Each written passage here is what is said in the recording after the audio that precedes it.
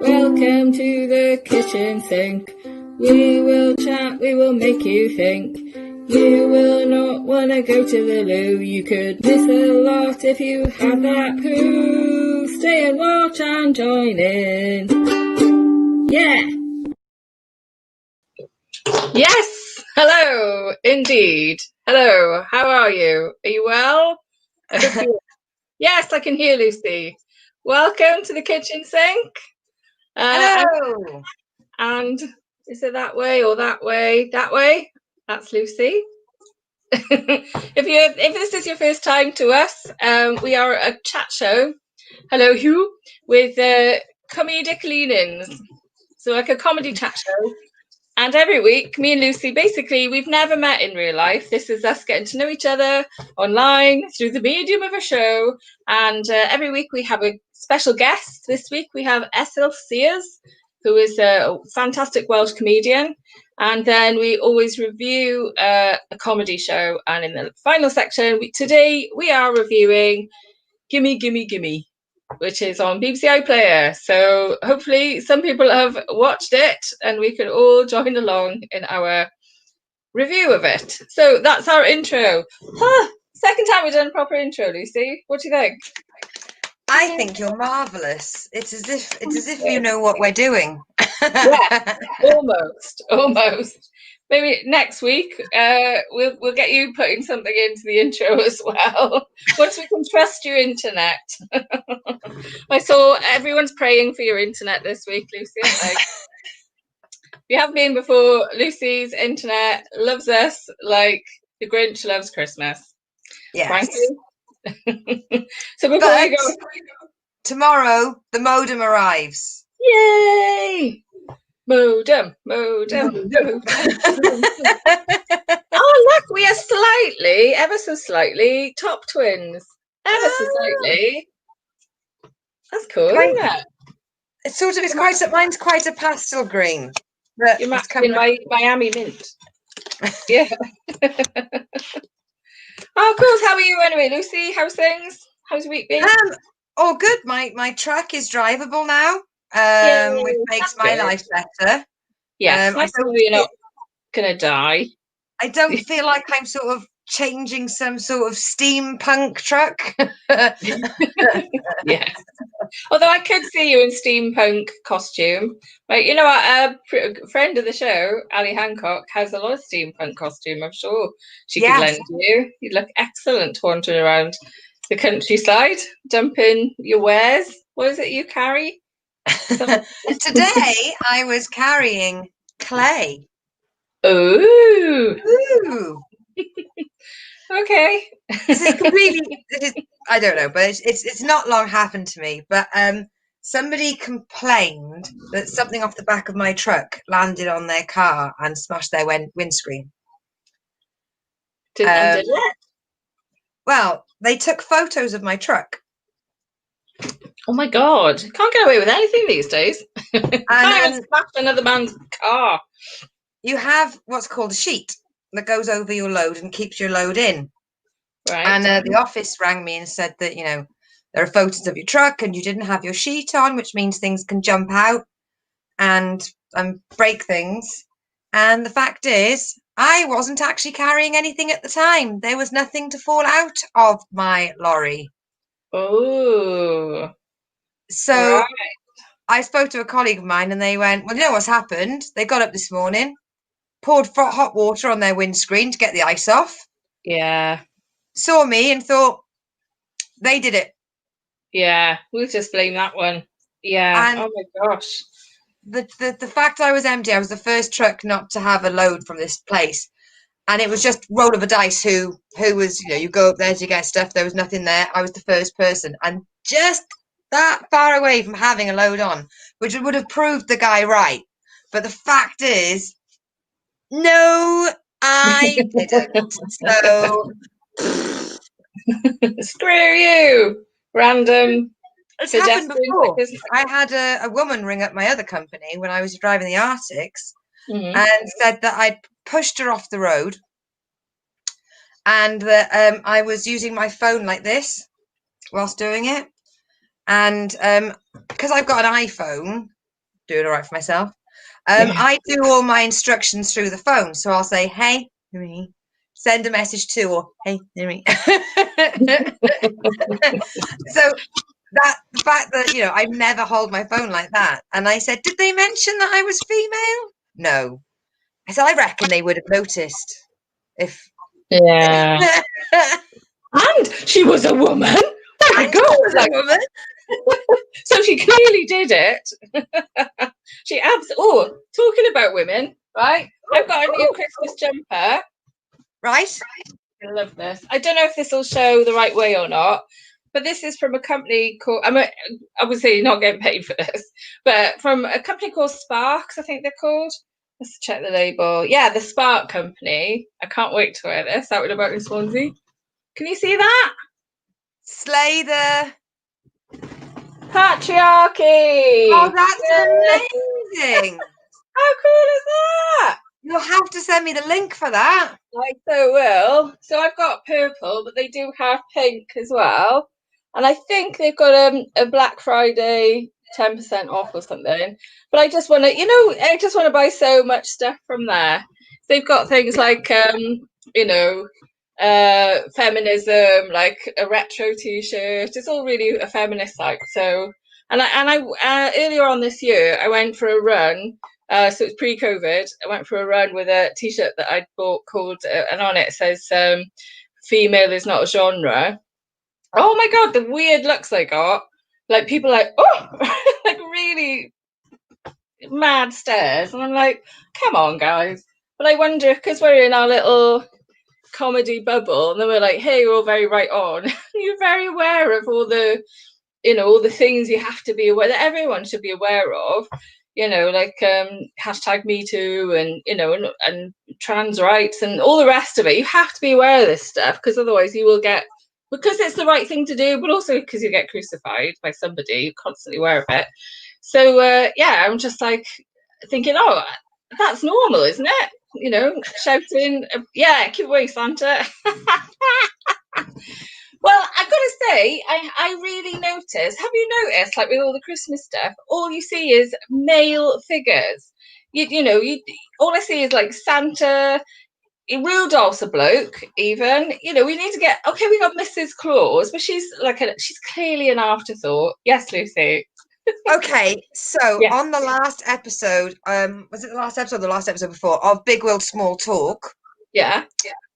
I ended up down some sort of a off-tangent conversation, and I Googled it, and it turns out from the shape of the antlers, all of Santa's reindeer are female. Well, with a name like Vixen, you'd think. Because the boys were saying, "Oh, yeah, they're all male," and I was like, "Vixen, Donna, Dancer." Not that boys can't dance, but I'm just saying, if you were going to grab a gender stereotype from their pronouns, yeah, then I added reindeer can be whatever they want to be. But I think it's high time we had a woman in the top job at the North Pole. Yeah. It's all Santa gets the main billing every year. It's about time we had someone else. So I know there's Mrs. Claus, but she's lame as a character. She's super lame, isn't she? So I reckon weights.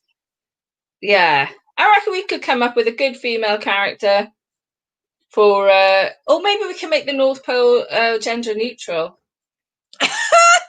Sorry, just for the extra fun. Hey kids, do you like a Christmas movie? Do I like a Christmas movie? Yeah, I love a Christmas movie. I've been watching.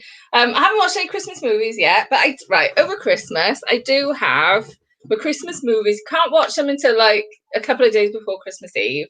I'm not one of these ones going, time to put Elf on because it's July and I'm bored. No, thank you.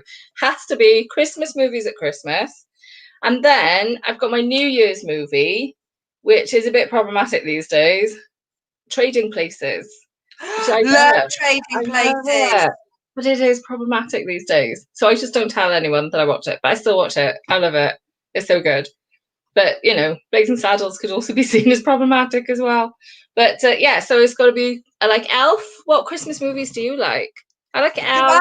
I go Miracle on 34th Street, Christmas Carol. Ooh. Even though I'm quite a hardened, cynical spinster, I love a Hallmark movie. Really? A Hallmark? I absorb it. Like I can watch. Like if I catch me in the right mood, I can do 5 or 6 in a day. Lovely. Yes. And it's like next. I don't care that she has to give a job up to have happiness. I don't care if the guy treated her badly, but then she takes him back and they live happily ever after. If you stick a sleigh bell in the background of the introduction, I am there. Yeah, love a bit of fake snow. I love it when the snow is falling and you're like, I know they filmed this in the middle of the summer and I know that is potato starch, not snow, but I don't care. It looks brilliant. Have you ever seen the Mrs. Miracle films? No, I'm making a note. Mrs. Miracle. So, did you ever watch Everybody Loves Raymond? Yes, I love. Right. Oh, the mum off it, is it? The mum off that. She's like a Christmas Mary Poppins. So she turns up and she sort of it'll always be a father that's lost the wife years ago, and the kids are hoping that he'll find someone. And she sort of turns up with a wicker basket and a boundary for the kids, and the kids stop being dicks. They always save the school play somehow, and then love ensues. Oh God. There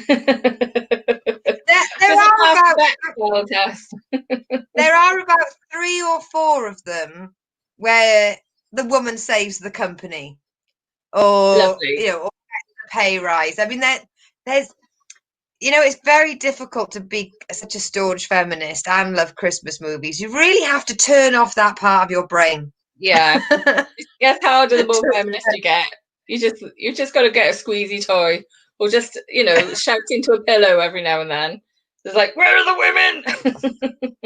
Why are we only on the sidelines? Why are we only wrapping presents? Like the ones that have got like the slightly famous like main stars, so you would recognize them from being some TV program sometimes somewhere, but you can't quite place them, but you know that they're the lead actor. That's the level I love. Right. Wasn't she off EastEnders? No, Dad. She's the sister in that film. Yeah. Wasn't she the one with the gammy leg in? I don't know. She's an actor. She's probably in lots of things. Let's just watch the film. You look at. Thank you, Ray. Always rely on Ray. Hugh for our research for our guests. Hugh, I hope you're ready, and Ray for our research on facts. Love it. Can I show you something? Right. Go on then. Can we stop you, Lucy? Oh, she's off. I love the pink. Is that pale pink? Oh yeah. Oh, I love a bit of glitter. Oh, lush. Clearance sale in Tesco's, £10 each. Shut the door. Oh my word. Yeah. I'm off to Tesco later. God, yeah. There was a woman standing there looking at them next to me, and they were like, why are they on clearance? And then here a friend looked and went, well, it's not like we can go for a Christmas party, is it?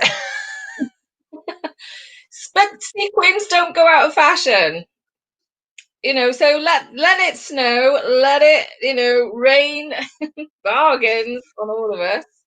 Ray says his favorite rainbow movie, It's a Wonderful Life. Now, Raymondo, I would argue, why is that a favorite movie? It is grim. The guy is trying to commit suicide. He sees an angel. Spoiler alert, but it is about 100 years old.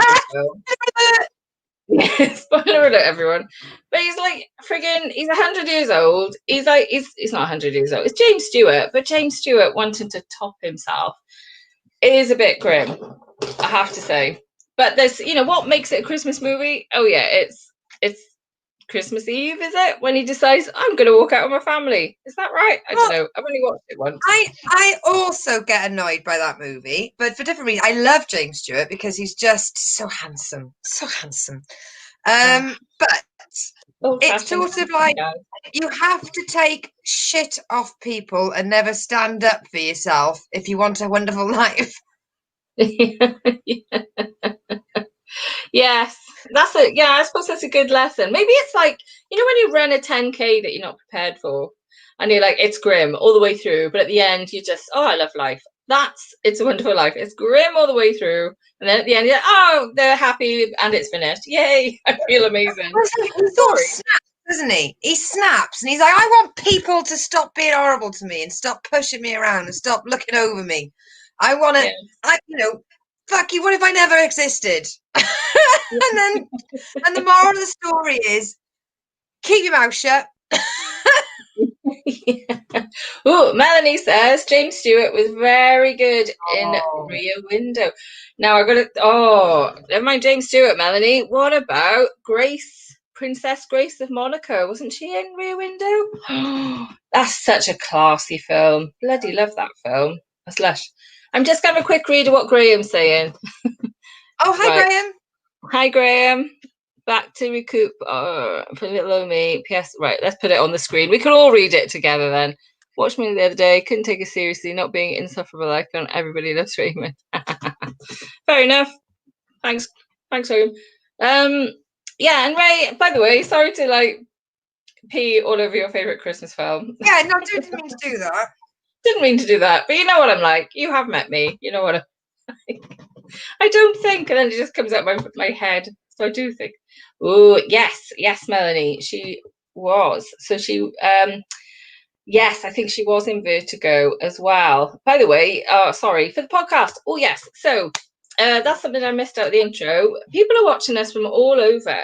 So you're on Facebook, you're on YouTube, you're on Twitch, you're on you're listening through a podcast. So if you're watching us live and you're chatting away and you're the only one commenting on your particular stream, don't go thinking you're on your own, because we can see all of the chats. And there's quite a few on Facebook, so I hope you're all having a good time chatting away to each other as well. So I just wanted to say that. Yeah, what else are we gonna? Oh yeah, so yeah, go on. I was gonna say, what are you going to be having a Christmas party with your parents? Are you still going to have? Because I mean, because your sisters, your brothers live far away, and therefore you've been having your family Zoom quizzes. And I was wondering whether you're going to have a family Zoom Christmas party. Well, we're definitely going to have a Christmas quiz for sure. Absolutely. I've already started thinking of my questions for my Christmas quiz. So I really hope my sister and my brother-in-law are able to come round, but it's kind of up in the air because who knows what's happening. I know the powers that be have said, yes, for 5 whole days we're allowed to see our own family. But, there's there's other people online going, yeah, but I'd rather be able to see my family every year and not kill them off with COVID, And yes, sorry, I'm just listening. Graham saying, "What aren't you on?" I don't know what we could say that we're not on. We're on everything except Periscope, I think, because that's got a bit tits up. So yeah, it's up in the air whether we're having our Christmas quiz or not. How about you, family-wise? What are any plans? What are you guys doing? Well, because we're mixed race, because my brother is in Wales and we're in England. He's been allowed out and we haven't, or we have and he hasn't. It seems to be the most ridiculous situation of, we talk every week, and you were trapped, but I was allowed out, and then all of a sudden I'm trapped, but you're allowed out, and it's the same for my brother living in Caerphilly. So we don't know whether or not we can go see him. We don't know if he can see us. But we were going to have a few friends, Mum and I, we were going to get one of those sort of chalet lodges and have a girls' Christmas night. Just 6 of us. We were living to sanctions. We're going to have 6 of us, and we were going to get one of those big wood cabins with just frivolity and dancing and laughter all night. And that's fallen through. So I said I'd run a Zoom Christmas party, sort of think a little bit Ignacio, maybe a little bit Barbara Nice, just combine everything that we've seen other people do and just do it for the 6 of us. And the girls aren't up for it. They're like, oh, it's not the same. Oh, oh well. Yeah, it's not the same, but we'd rather not have anything at all and not see anything. That's what I was thinking. Yeah. Keep going, Luce. You'd never take no for an answer. Just keep asking until they say yes. do your usual thing. Ray has said, Tusk, would you prefer if my fave had been the first Die Hard? Yes, but then I would have told you off for being the same as everyone else.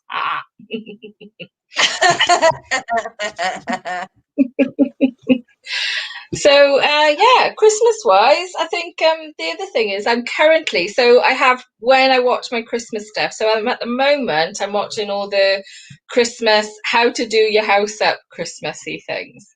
So I'm watching all the reality shows on Netflix. There's there's a Christmas home makeover. It's hilarious. It's only 4 episodes. It's with, I think it's called something like House Makeover with Mr. Christmas. Was it? And there's only 4 episodes, so I'm a bit gutted. But they did up like a firehouse. They did up because the chief had passed away, and he always did the Christmas decorations. It was so festive. So they've done up the firehouse for them in America. There was another one that's a really not needy, but a really nice charitable thing. And then this, and I'm like, how did they get on the show? This one family. They were living in a mansion. They were like, oh, poor us, because our house is so big, it's too hard to decorate. Can Mr. Christmas come and decorate our house? Oh, and by the way, the daughter's buggering off to get married and we're sad. Come and decorate our massive house. I'm like, you bastards. They were so rich and so fortunate, and didn't make me laugh because Mr. Christmas slightly roasted them by making them go and do a charity event. They were like, you've got so much abundance, how about giving to other people? I'm like, he made them do charity work. Wow. But yeah, it's really good, so I'd recommend that. And today I'll be watching Sugar Rush, and when your teeth get a bit, when you eat too much sugary stuff and your teeth go a bit itchy, my teeth were going itchy just watching it. There's just so much sugar on that show. But I was going to say, you don't mean the mid-noughties young teen female drama on Channel 4, do you? No. No. Is this a baking show? They've made the Great British Bake Off and distilled it and made it even more competitive, because the Americans, they've got to be competitive, haven't they? Happy Thanksgiving, by the way, America. I got really obsessed with watching the American Extreme Makeover House Edition, which is like somebody injected steroids into DIY SOS. That sounds like well up my street. I'm going to watch that. When's that on? Netflix? Right. They sort of stopped it in a way because, not in a way, they did stop it because what they were doing is with DIY SOS, because I love it. The first one I've been watching is a woman's boyfriend thought he was really good at DIY, destroyed the house and then left her. And they were like, so we're going to do a house up for her. We're going to put a door back in the kitchen and all that stuff. Whereas in America, they're like, this woman volunteers at a soup kitchen every day of her life. So we have built her a 5-story mansion with flame-throwing palm trees next to the swimming pool. And what was happening is they were giving a flame-throwing palm tree. I know. But they were leaving them these houses that the people couldn't afford to run. Right. Oh, God. So she had to live in one room with a little gas heater. Oh. Like you get in the UK when people have a manor house where they have to live in the snug because they can't afford to heat the house. Yeah. That's how you know your true aristocracy, if you're wearing a 20-year-old jumper with 15 holes in it and you can't afford to heat your own front room.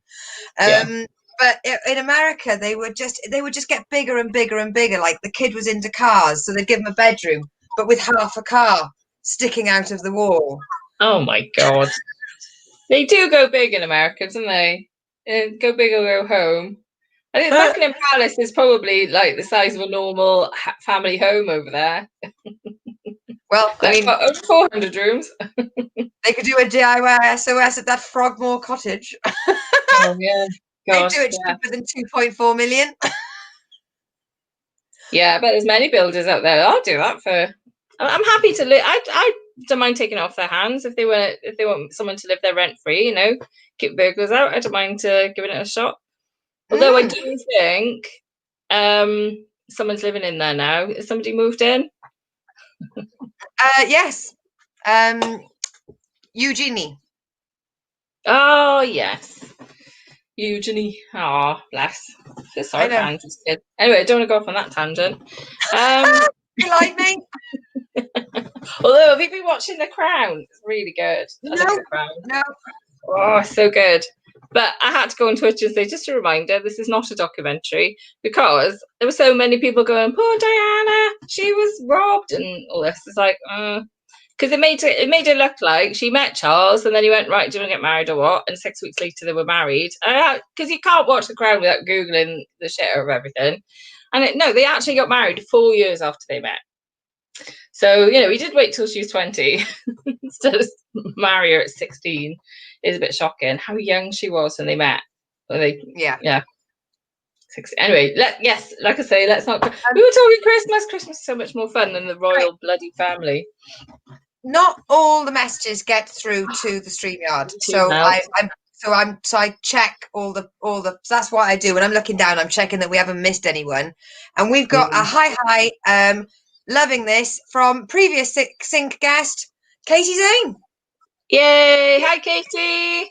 Hello. So that's every now and again you'll see me just frantically check all the different streams. Yeah. anyone there? I can't watch. I can't watch The Crown. I can't. It feels. I don't know. Because they're still alive. Yeah. I don't want to know.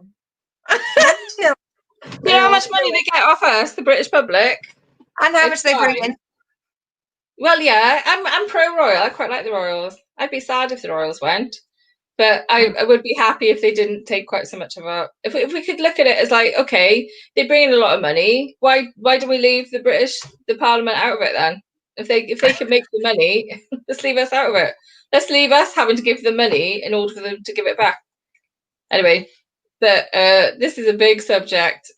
Yeah, keep it light, mate. It's comedy. But I do think, like Melanie's saying, they're taking liberties with the storyline. Absolutely, it is a drama.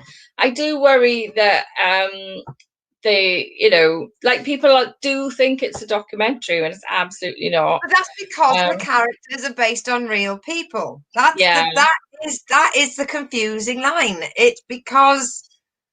But I can tell. Yeah, surely, if you can't tell that that's not the way they talk to each other, honestly, real people don't talk to each other like that. Honestly, watch an episode and it's almost like the Queen walks into the room and says something like, "Oh, it's my birthday next week. I'm going to ride a horse." It's ridiculous. The way they talk to it, you're like, it's not true. It's absolutely,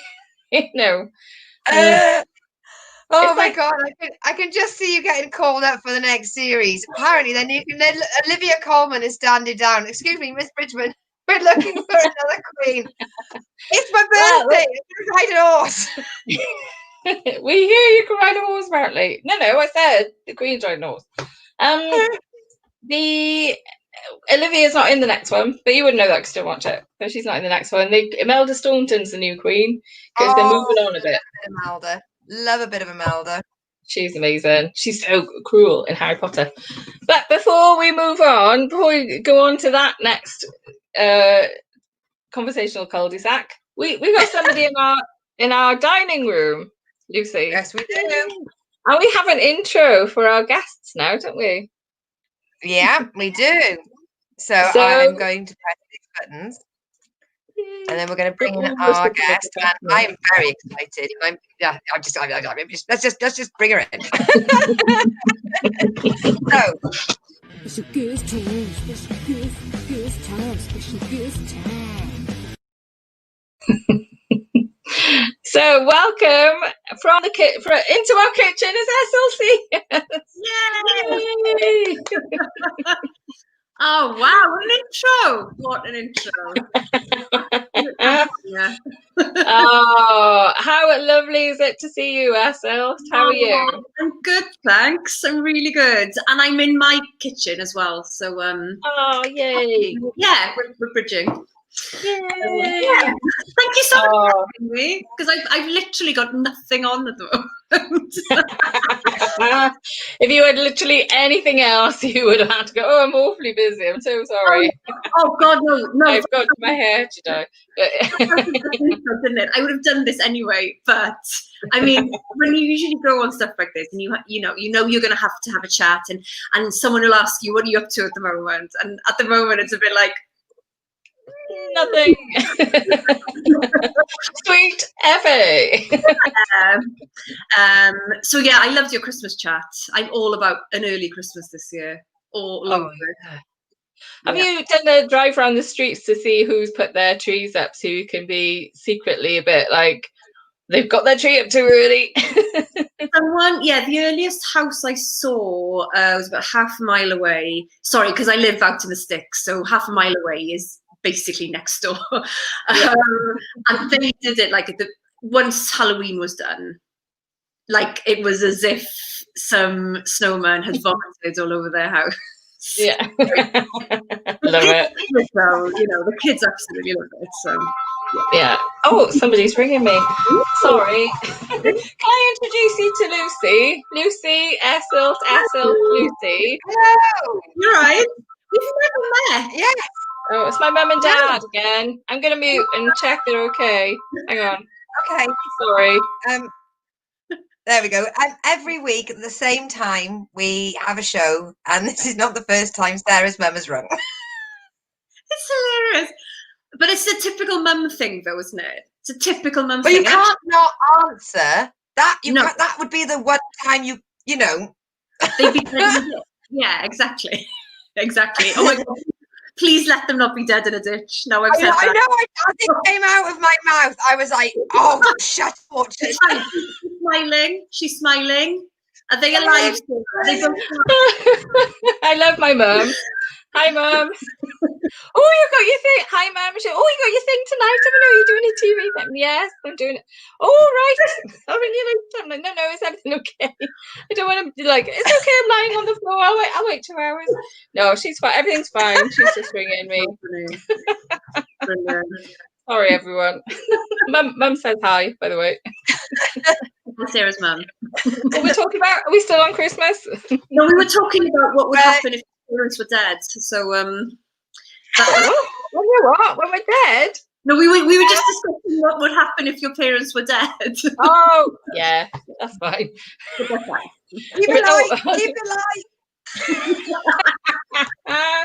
There'd be a bit of a it would leave a bit of a taste in the mouth, wouldn't it? It would be hilarious. Yeah. That might give us some publicity. No, we were just saying Sarah. What? They would approve of that message, Lucy. It's fine. You get so many hits. She hasn't told me off for a few weeks, Esyllt. It's all right. She's always telling me off. Look at that face. So, oh, that's better. Oh. Anyway, sorry, we weren't having a domestic. Okay. Yeah, so I'm still doing the occasional shift in my little village shop, and I've started wearing Christmas jumpers and playing Christmas music because I'm like, it's my shift. I'm in charge of the shop. My rules. And when people complain, I explain that it's like packing away a party when your guests are still here. This is only 2020. You've not done yourself proud. In fact, you've shown yourself up a little bit. We would love you to fuck off. I know. It's a bit like if you start Christmas early, like you'll reach New Year quicker. Like we're on the way out now. This is like the last year. So and you know, that the virus isn't going to magically disappear as soon as January, but it at least feels like there might be some good news, more positive news next year. Oh, fingers crossed. I know. Yeah. I mean, I was so excited when they said about the vaccine. It's Yeah. like, oh yeah, the cavalry's on its way. To my eyeballs. I don't care if you've got something in there that you can track my every move. Shoot me up. I want to get rid of this bloody. I know. I just want to inappropriately touch people again. Yeah. I will let people inappropriately touch me. I won't. Hashtag I won't, by the way. I might. It depends who you are. Some people might get a hug. I don't know. I'm sure by the time we come out, they'll be like, I don't want to hug you, Bridgman. It's fine. It was really funny because we did like the 4-way bubble thing that they had in Wales over the summer.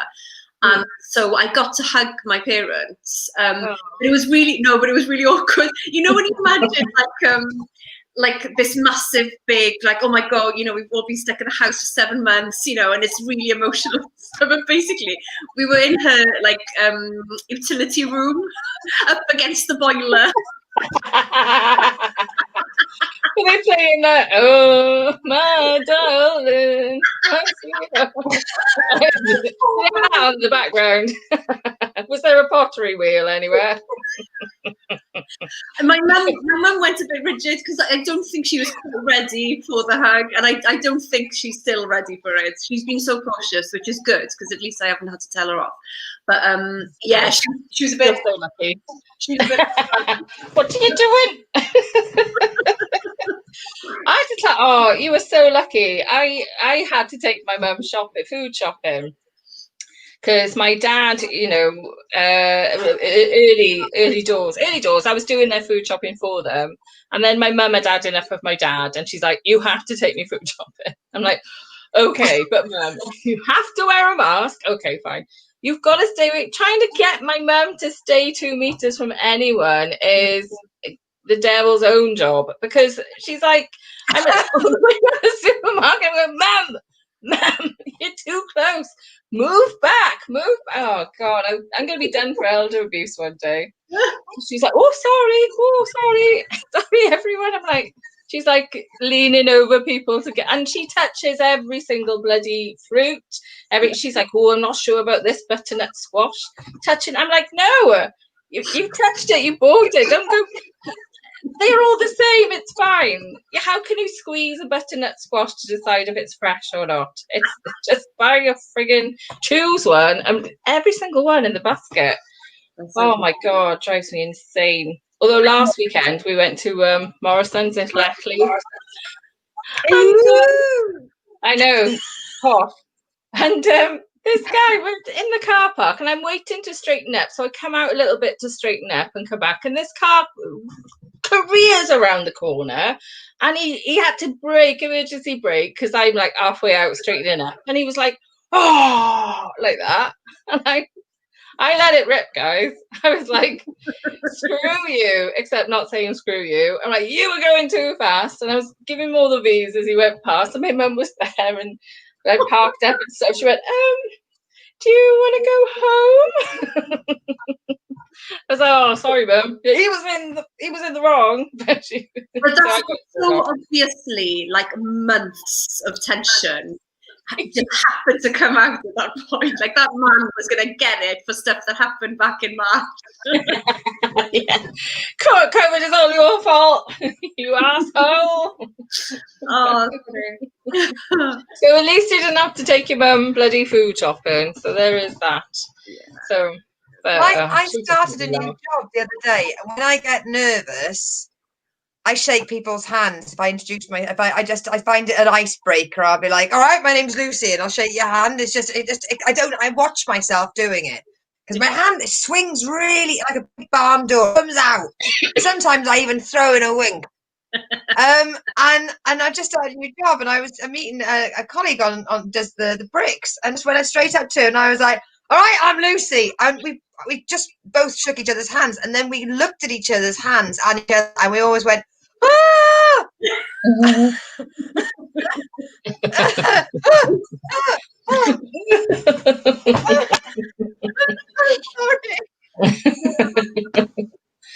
Do you still remember to wash your hands, Lois? Because I keep forgetting.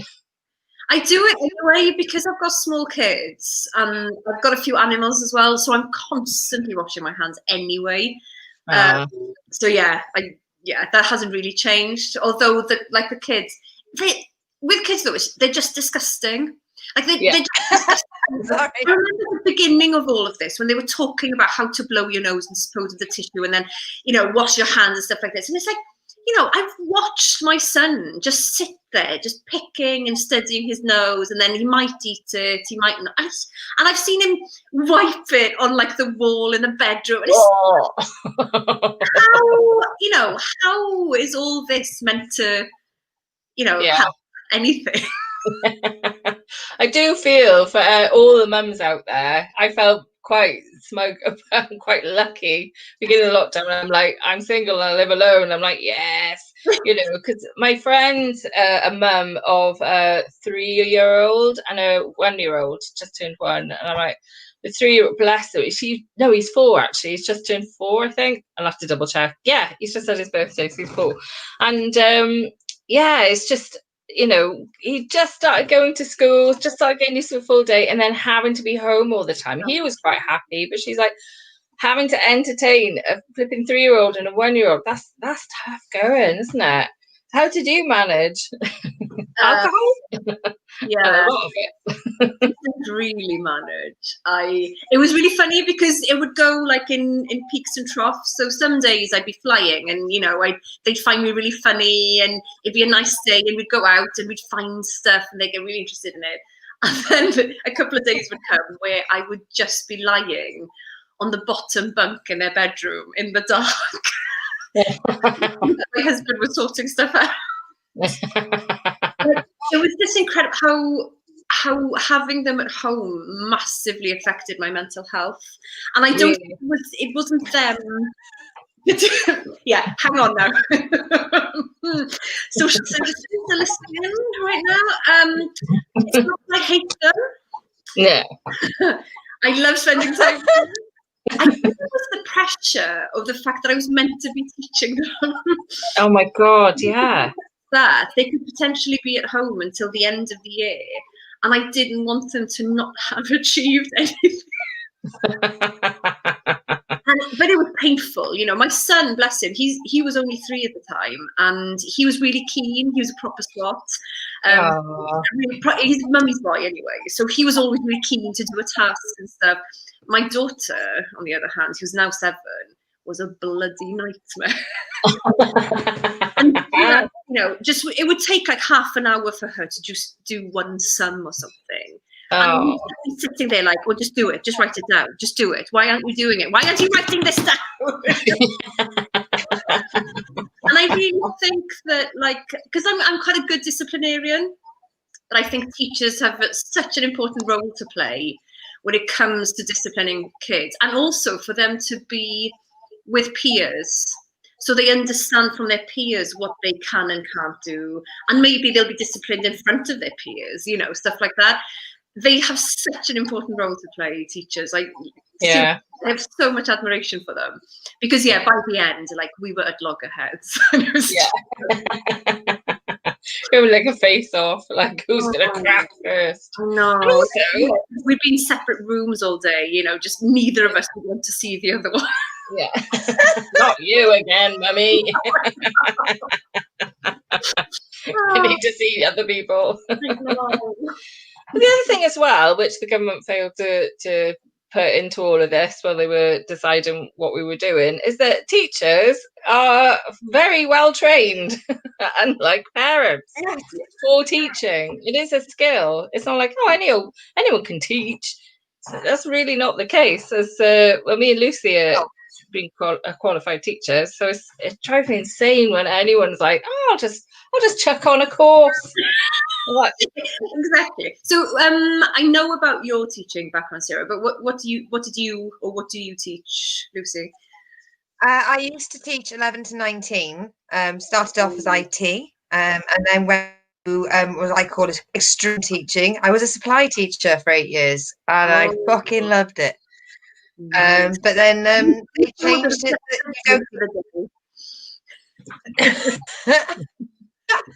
they changed it that you don't need any pesky qualifications making you expensive. So they changed the rules on literally anyone can teach. So I got priced out of my range, and I gave it all up to drive a truck. Nice. Nice. I've seen some clips of you on the truck. Like, what kind of stuff do you maneuver? What do you shift? Is that a what do you shift? I used to shift music tours around Europe. But due to the events industry having a case of corona. I want to know who she's. They like to talk about it, Esyllt. Ask her who she's. Okay, let me try and okay, I may have been Beyonce's truck driver. I'll leave that there. And Bon Iver. Bon Iver and Justin Timberlake. Yeah. No. But I should be there now. I'd talk about it. Mainly because that you go. Who's the biggest prick? Go on. Beyonce or Timberlake?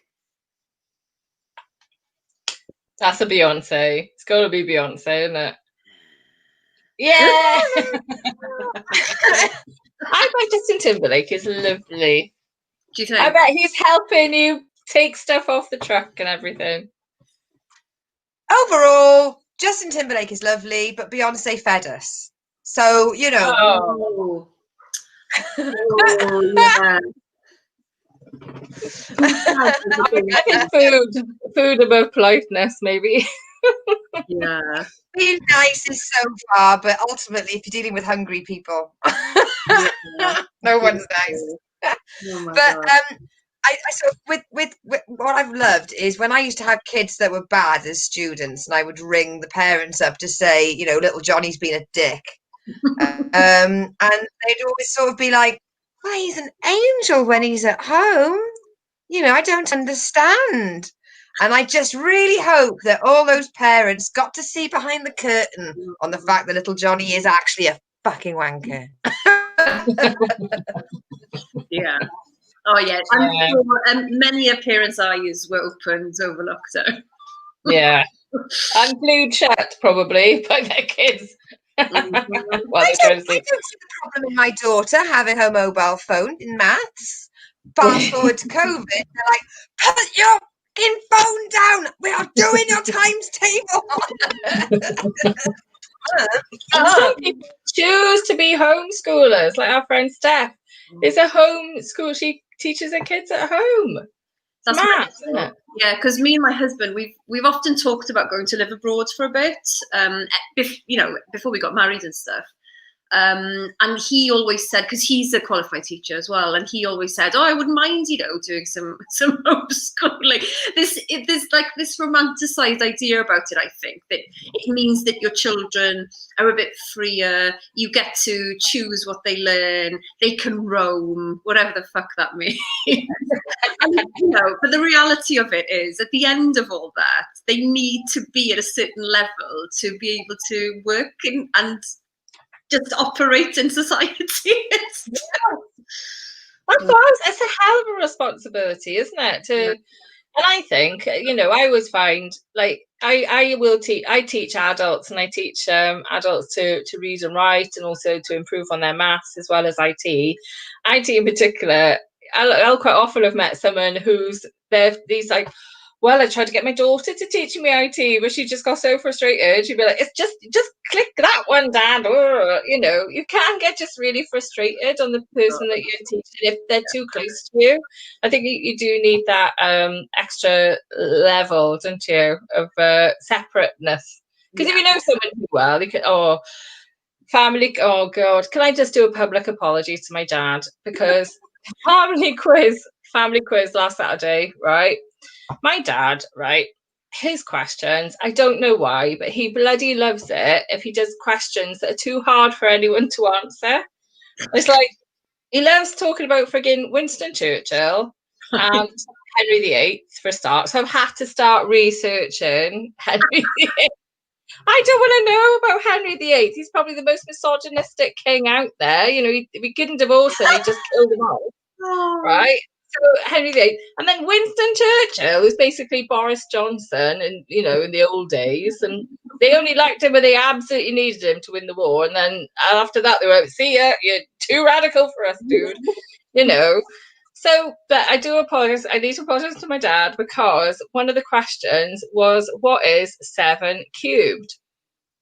Now, of course, I know that 7 times 7 times 7 is 7 cubed. But I've got this thing with my brain.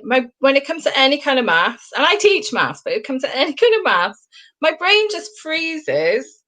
And I just didn't know what 7 times 7 was. And I turned to my mum, because me and my mum were on a team, and I'm trying to get her involved, because she's just quite happy to sit back and just give lots of dates and things. She's great with dates. And, like, she knows when the Battle of Bosworth Field is, but, don't ask her to do anything creative. And so like, what's 7 times 7? And my dad's like, well, you don't know that. Oh my God. And I'm like, oh God, I gotta work this out. And I'm using my fingers. And I was like, and he was having a go at me. And I'm like, oh my God. And I was just so mad with him, so angry with him for about 2 days. And then I calmed down. But he doesn't know I was annoyed with him, I don't think. But I just do want to apologize. I felt really bad. The parent thing, though, is hard, because I think there's a certain age as well where you suddenly know more than your parents about certain things, and that's quite a hard thing to get used to for them and for you.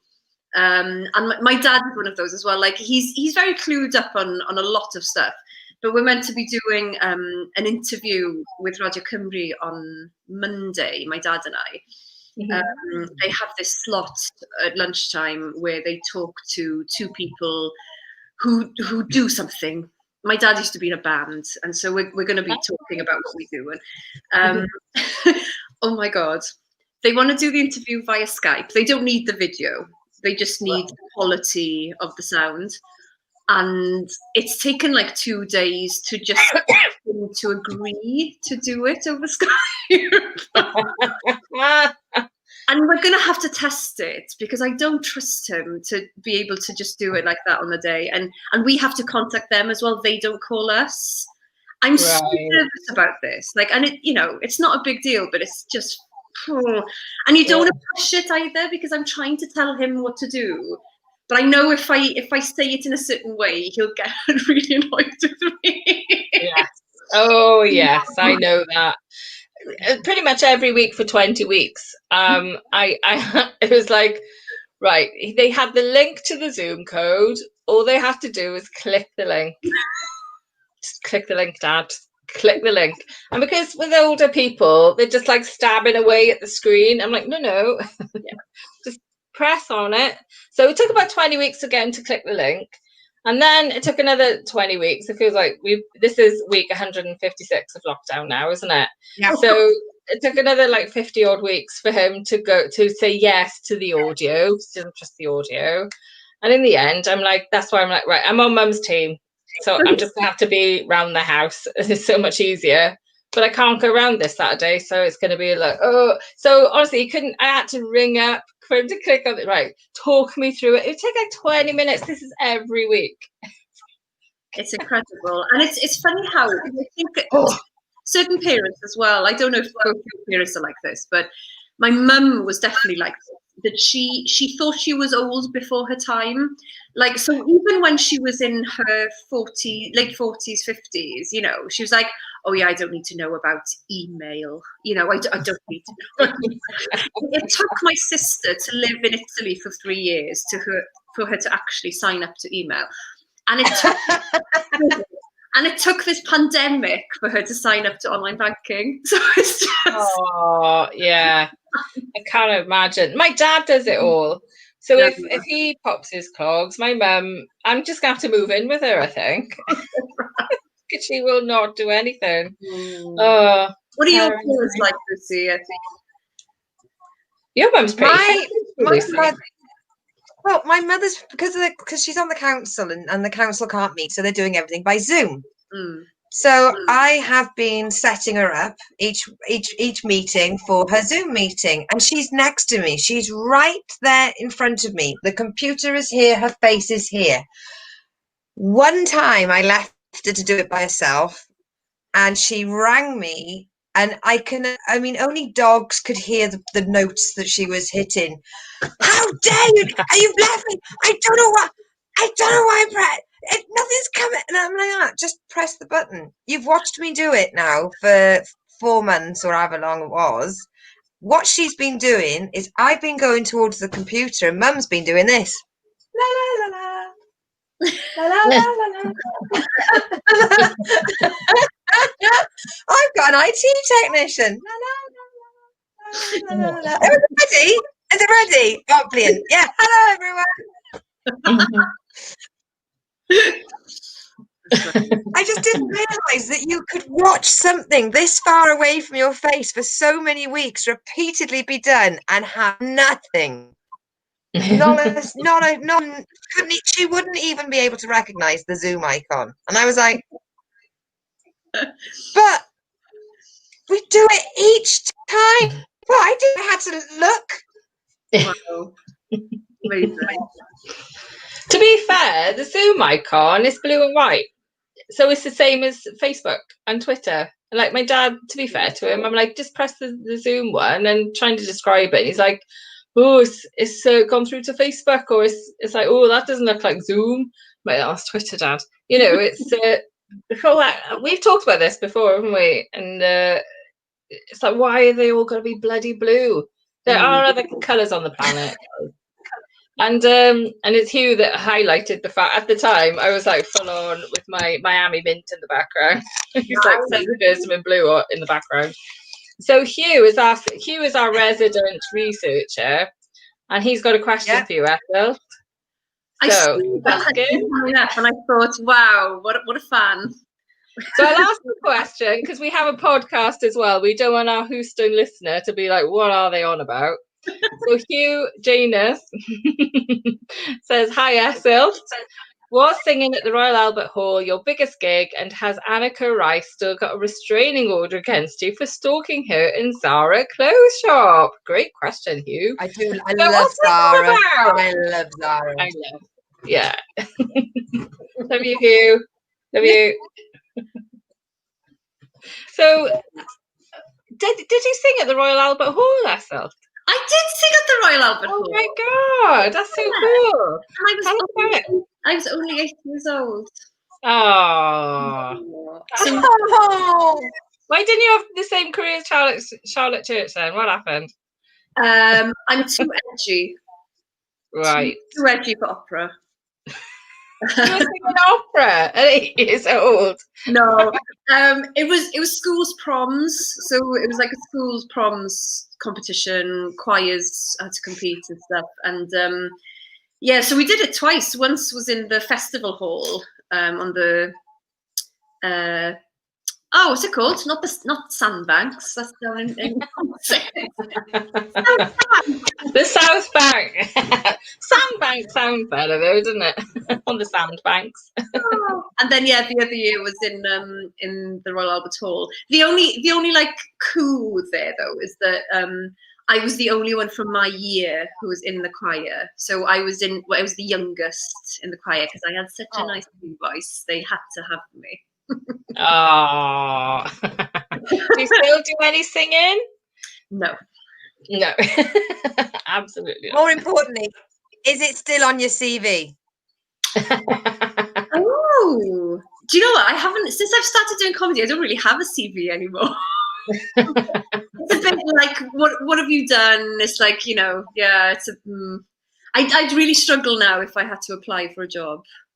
And it's only been 2.5 years. Oh, yeah. So if you did have to do, that's a cool way to put it. So what have you been doing comedy then? So yeah, what would you put on your CV if you had to do one again now to fill up the gap of the last 2.5 years of doing comedy? Home education. I used to work for the job centre. Oh. Oh, that's proud. Well, I mean, I've homeschooled for 7 months, so that's going down. Yeah. But you've done some impressive stuff comedy-wise. See how smooth this is, Lucy? You've done something. We interviewed Sean Harries and was like, by the way, Sean, before the end of the interview, Oh, by the way, can we just ask you about comedy? That's we're asking about comedy moment. You know, we've both supported Lloyd Langford and in theatre in Swansea. That was really good fun. And Ellis James as well. You supported. Am I right? Ellis James on tour. Ellis James on tour, yeah. I can't remember how many gigs I did now. It was 9 or 10. It was a long old slog. Everyone thinks he's the darling of Wales. He's a bastard. And he doesn't feed you. No, sorry, go on. No, it was a lot of fun. It was a lot of fun. Yeah, I feel very lucky though. You know, this whole thing about imposter syndrome. I know, Sarah, we've talked about this before. You know, you suddenly find yourself doing something and you think, do you know what? I'm sure there's someone else you could afford. Yeah. And you never want to turn an opportunity down. So even if it feels out of your league, you don't want to say no because that would be foolish. Yeah. And yet you're like, I really don't want to do this. So yeah, and it's been good though, and it's really annoying because it does feel like before lockdown, I felt like I was starting to find my voice in stand-up because it can take a while. I mean, for some people they just have it instantly. Other people it can take 10, 15 years. But there was something, I did a couple of gigs before lockdown where I just felt, oh, do you know what? This feels right.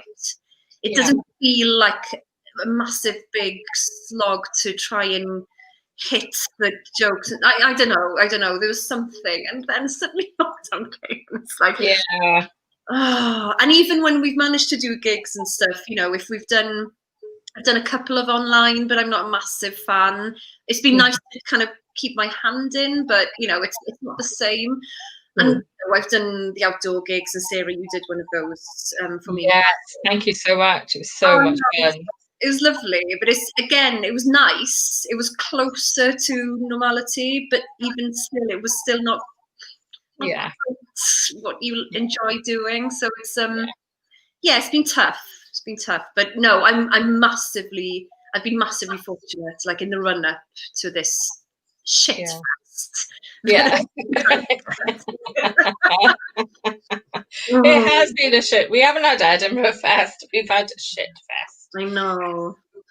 It is so hard, but no, it's brilliant because it's just so nice to see. Like, it's weird, isn't it? Because like a couple of years ago, we had yourself, Larry, Lorna Pritchard, Larry Morgan, friend of the show, Larry. Was here before. And you and Larry Morgan worked together for a bit, didn't you? You had a show that you went up to Edinburgh with. We did. Yeah. What was that like? It was chaotic, below par.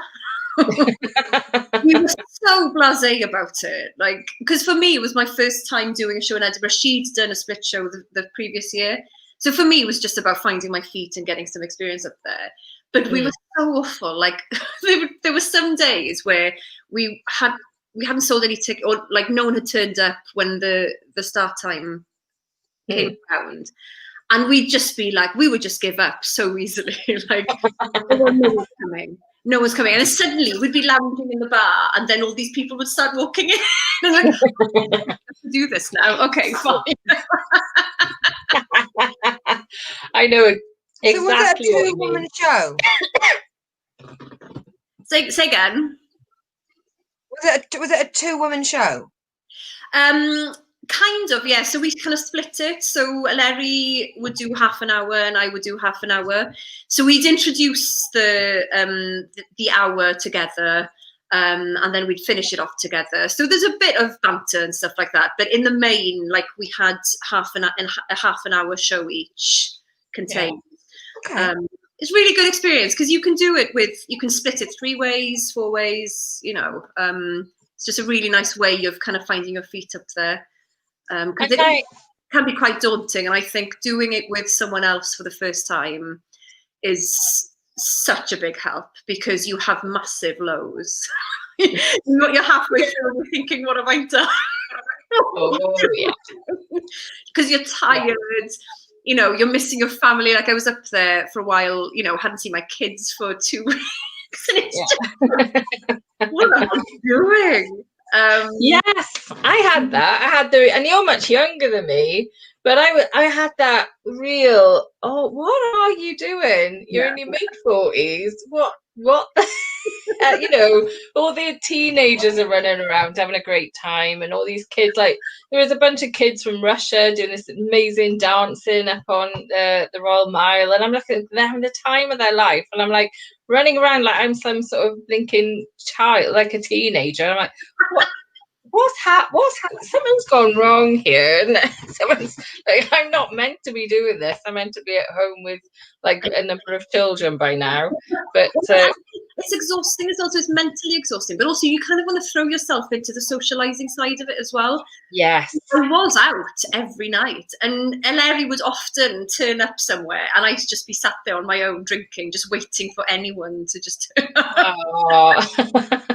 It took me like 6 weeks for my body to get over it afterwards. Like I was aching afterwards. I was so exhausted. Because no one talks about the walking, the amount of walking in Edinburgh. Because there's like 3 main areas really. You've got, well, if you don't count the stand, so you've got the stand is like 2 miles this way or a mile this way. Then you got the Pleasance Courtyard is like over here. Then you got the Gilded Balloon over here, and they're all like a good mile or 2 apart. And you're like, right, I've got to, and then you got the Royal Mile, and oh my God, and Cowgate and all that, and you're just running around all over the place. Because I still couldn't figure out the buses. I'd be like, I don't know what the buses are, but I know if I peg it that way, go for it. You know, the number of nights where I've been out and I would walk home on my own, and my flat was a half an hour walk out of the city centre. And, you know, it's just so irresponsible. Irresponsible. But so much fun. Fun, yeah. It just makes me remind me of my younger years. It's so much fun. Have you ever been up, Lucy? Have you been to the Fringe as a punter? No, because I between teaching and truck driving, I worked festivals. I actually putting the festivals on. So that was, I've always wanted to go. Yeah. And year before last, I actually had a weekend free, and it appeared very rare for me to have any weekends free in the summer. And I was like, right, I'm going to Edinburgh, and I didn't have enough money. I genuinely didn't have enough money. I finally had the time and the inclination to go, and I had no funds. But you know, it's going to happen again. I'm pretty certain that the first year that Edinburgh is allowed to go back, it's going to be a meat market for all the pros. There's going to be there's not even going to be like a bookcase at a charity shop available for the new acts. It's going to be a lot of well-established agents and managers sausage fighting over who gets what. So it means that, you know, and the one thing I've learned from doing this show and being able to speak to all the different professional comedians is the one thing I've taken from it is you only have one first Edinburgh. Yeah, that's very true. I genuinely, even if I go up there and I might do a few opens, I think there's open mics, I'm assuming, even if I just do some open mics to say, oh yeah, I performed in Edinburgh, I genuinely want to go as a punter. Because you're never going to see that again. And I want to see what they see so that when I do my show, I can meet what they need. But I can't do that unless I do it.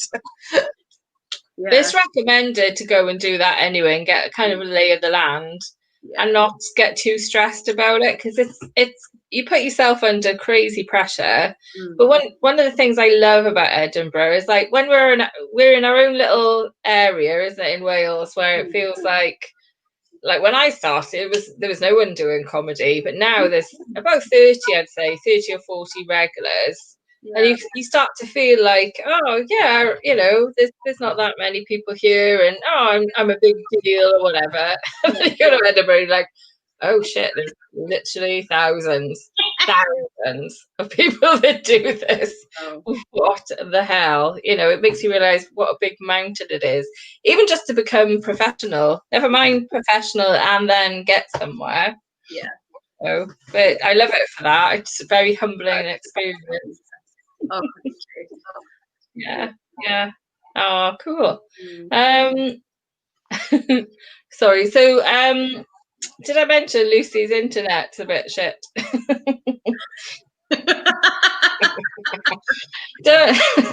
I'm only saying because Lucy's not too bad this week, but she's waiting for a modem. But I noticed when you were talking, it was frozen. So like, just in case Esyllt, if you weren't aware, that's just Lucy's internet. That's fine. I did notice that it was cutting out now and again. Yeah. Sorry. The only place in the house I haven't tried to broadcast from is the stairwell. I have each week moved around the house from the middle bedroom to this bedroom to the one side of the living room. The difference between one side of the living room and the other side was like one was like in a lead box and the other one was perfect clear, but only for 1 week. Oh God. Oh, that's mental. Fingers crossed for the modem. Let's hope that works out. Would you a lot of faith. I live in Devon. Okay. Are you out in the sticks? Are you in a town or? Yeah. Yes.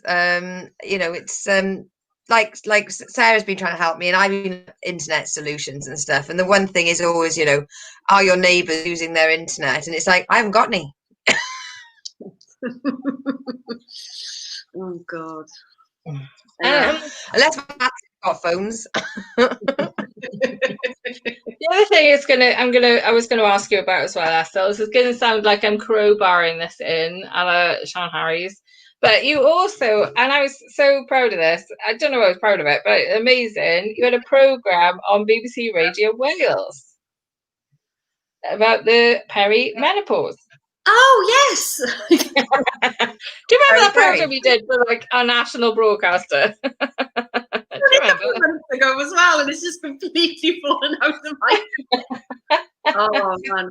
Yeah, that was great, actually, because even though it wasn't a programme that we had planned to do, it was nice to be able to do something when lockdown started to be loosened a bit the first time round. It was so nice just to be out and speaking to people and creating something. And yeah, it was great, and got to interview the lovely Sarah Bridgman, which was a lot of fun. It was so much fun. I went mental, didn't I? Because I was like, oh, another thing, because I hadn't spoken to anyone for weeks. That was the thing. My parents. It was a mix of, I was interviewing these amazing women, and it was a real mix of people. So yeah, no one had spoken to anyone outside of their household for months, so everyone had stuff to say. But also the fact that they were all amazing women with really amazing stories. You know, you could have done an hour on every one of you, and you know, it was so interesting because, like, to be fair, I was listening partly because you know I love you, Esyllt, and I'm like, ugh, do I really want to listen to half hour of the perimenopause? Oh, go on then. You know, like you do, and then like everyone's doing something, and they're like, "Yeah, I've watched it," and it's like, fine. You know, it's only been 5 minutes of it, but I listened to the whole thing. I just found it so interesting with Ruth Maddock as well. Yeah, so cool. I know, because my massive claim to fame before I interviewed her was that I wrote on this series that Sean Harris wrote on called Welcome Strangers for BBC Radio Wales last year. And Ruth Maddock was the narrator.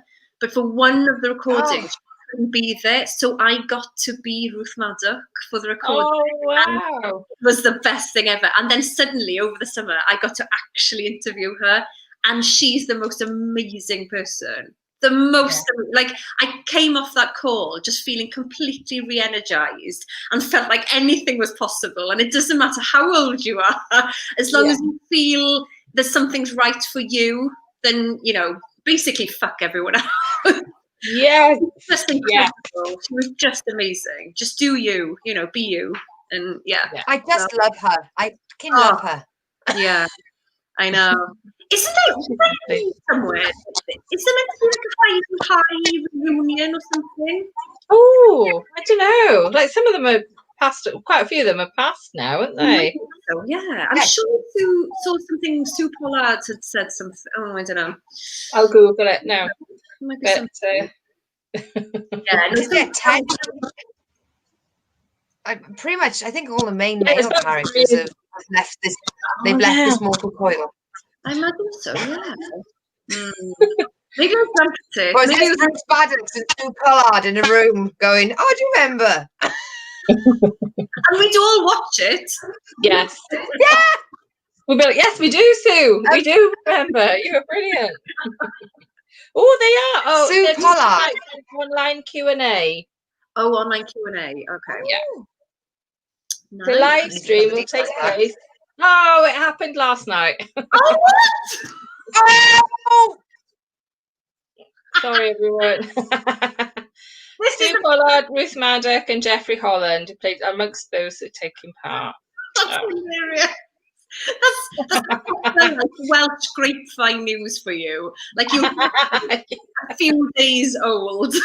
Well, it's on Twitch, so it'll be available. Oh, there we go. We can check the. They've been watching us. See, they've taken a trick from us. It'll be on YouTube, Twitch, and Periscope for free. Oh, there we are. So don't go yet, but you can always watch it. Lucy, stay where you are. Don't you? Lucy's like, I'm stacking this off behind you.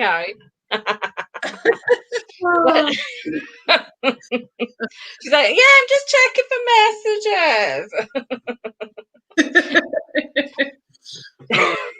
So we can watch it, but it was on last night. Oh, that's so cool. I'm just trying to dream it, like some sort of weird pandemic fever dream. I started dreaming about doing stand-up. Did you? I was like, yeah, I was like, before the lockdown, because you know when you're just trying to do too much, and I've been trying to do too much for about 10 years now, and I was a bit like, oh God, I've had enough of all of it.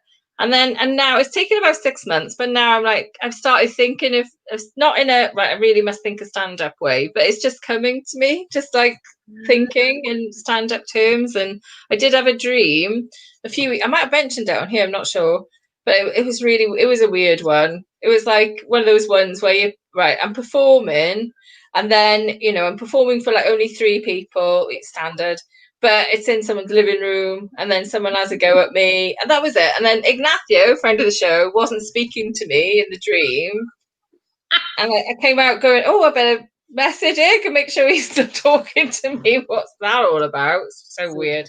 Really weird anxiety dream. They were saying you say that people were having weird dreams. Did you have any weird dreams, Lucy?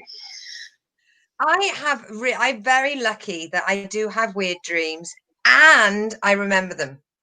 That for me is, I know so many people that don't. Well, everyone dreams, but there's just nothing when they wake up.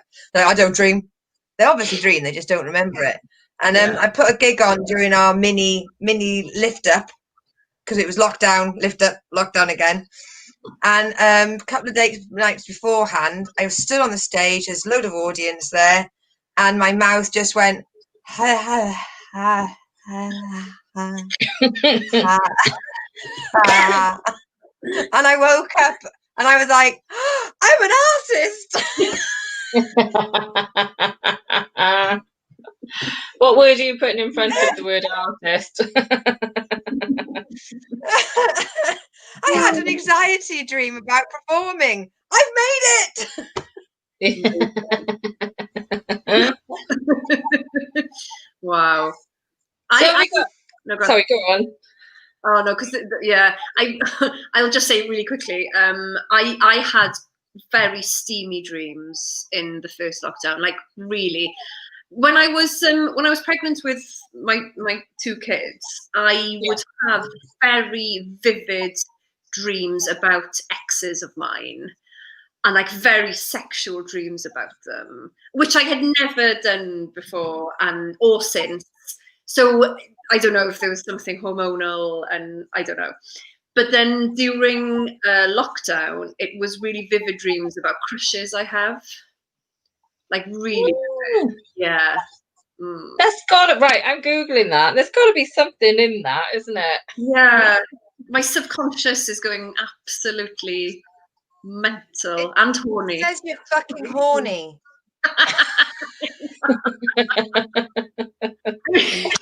I mean, consciously, I wasn't. I was homeschooling 2 children, and my husband had taken over my dressing table and was ruling my life. So yeah, so maybe it was my outlet. Yeah, to be fair, your brain's going now. Right, let's do 2 stones, 2 birds, 1 stone. Yeah. You have a little relax now, and have a little bit of fun as well. Quick, yeah, because when you're away, you've got no chance. I dreamt about the estate my grandparents lived on in South Wales twice in 2 nights. The first night, I was doing a training course for truck drivers, and Jenny B-side, friend of the show, was the course deliverer, which is amazing. I didn't know she was so prolific when it came to truck driving. And then the next night, I had to take over driving a bus, and I woke up and I dreamt going up the top of Nangarrow Estate where my grandparents lived in Treforest. And I dreamt of having to turn the bus at this particular point in the estate by this house. The next night, a girl I played with when I was 5 or 6, who lived in that house I turned at, got in touch via Facebook and said, "Are you Lucy Orchard? Did you used to play in Nangarrow?" I was like, "Oh shit! Whoa! Wow, that's mad." Yeah. And I was like, "Yes, we have to meet up." And then the world went to shit. Well, I didn't get much luck on the old sex dreams on the internet. It could be anything. If there's sex dreams involving BDSM, there's nothing perverted, wrong, or unnatural. It's just personal and private. Okay. Okay. So clearly just writing to earn a few extra quid here. So can I ask? I've had probably in my life, in total, 5 sex dreams. Okay. And I think 2 of them have been in the last year. But it's just a case of like, I did have a really vivid sex dream this year, and I woke up and I was like, I'm going back to sleep. Good night. And I managed to get back in the dream, if you know what I mean.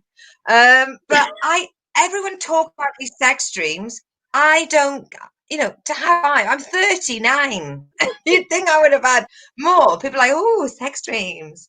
Do you get them regularly? I have been turned down for sex in my dreams. That's what happens in my dreams. Oh, Lucy. Oh, that's a shame. Your own brain The last time I got turned down in a dream was Mike Bubbins. And I was like, but I don't want to have sex with you. And he was like, doesn't matter.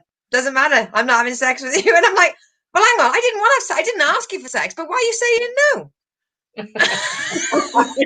He's a married man. That's why he said no. I was like, I'm not even trying it on with you. If we ever get Mike Bubbins on the show, we'll have to ask him. I'm going to tell him the story. I'm going to have to. Well, listen, I'm really aware of the time. We're taking up so much of your time. Thank you so much, Esyllt. Thank you for coming on the show. It's been lovely. So much fun. It's been lovely to finally meet you, Lucy, as well, properly. Can I ask, Esyllt, if we were going to send fans to a social media account, would it be your Twitter? Is that the one that you prefer, or are you on the Insta? I'm mainly on Twitter. That is where I waste most of my time. So you're brilliant on Twitter, by the way. I think everyone should follow us. You just make me laugh so much on Twitter. Thank you. Oh God. It's only showing me your stuff now because I'm like, yes. Ellie, I can tell my husband now. I'm not actually wasting my time. I'm making Sarah laugh. It's fine. Because I'm like tweeting maybe once a week if I think of something. I'm like, oh, that deserves a little tweet. And you're like 5 times a day. But it's like hilarious. It is, but of course, locked out with 2 kids. That's why. Oh God, yeah, you have to find that outlet. So it's either a sex stream or Twitter. They're the choices. The only 2 choices. Yeah. But 100% it's not Key Stage 3 maths. No. Oh, 110%. That is your grandmother popping into your head during sex level of stuff. Oh, yeah. That's Bobbins turning you down. Yeah. Well, I'll be able to look Bobbins in the eye if I see him again. No, I'm not. Or I'll be going up to, why do you turn my friend down? I've seen him naked now. I've seen him naked. Oh, we can't go there. Oh, my word. Esyllt, thank you so much. Thanks for coming on the kitchen thing. We loved you. Really Thank nice you. to you both. And have fun in your dreams tonight. Thank you. And I think we can say this. Merry Christmas. Oh, yeah. yes. Merry Christmas. Yeah. Oh, the dog is happy. Yeah. Thanks, Esyllt. Take care now. Bye. So I took you out. Oh, yeah. Yay. Oh. Oh. Isn't that Esyllt lovely? You said she was lovely. I mean, I've watched loads of the shows that she's done whilst being on lockdown. So I almost felt like I was going to like start talking to her like we've known each other for years, and I had to remind myself, no, it's not a real relationship if you just watched their program. Well, you did that thing where you go a bit quiet when you're a little bit in awe of someone. I noticed that's what I did. Right, I better introduce you to, because you know, she is so lovely. I've known Esyllt since she started a couple of years ago, and her and Larry together are hilarious.